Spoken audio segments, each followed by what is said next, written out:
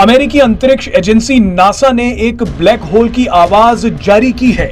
NASA की ओर से लिखा गया है कि अभी तक हम ये मान रहे थे कि अंतरिक्ष खाली है, इसी वजह से कोई आवाज सुनाई नहीं देती, लेकिन एक क्लस्टर में मौजूद गैसों के जरिए ब्लैक होल की साउंड को पकड़ा गया है। नासा ने जैसे ही इस ब्लैक होल की आवाज को जारी किया, सोशल मीडिया पर अलग ही बहस छिड़ गई। नासा की ओर से जारी किए गए ब्लैक होल की आवाज में लोगों को ओम की ध्वनि सुनाई दे रही है।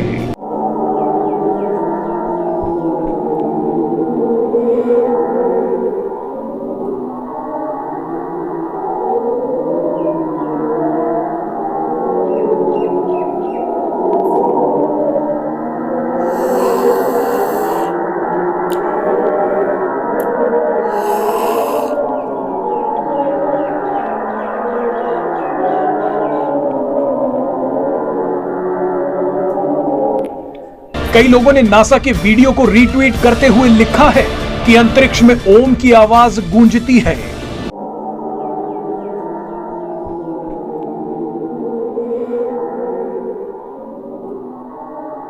एक सोशल मीडिया यूजर ने लिखा कि विज्ञान हिंदू ऋषियों से पीछे है। विज्ञान ने आज जो खोजा है वो बहुत पहले ऋषियों ने खोज लिया था।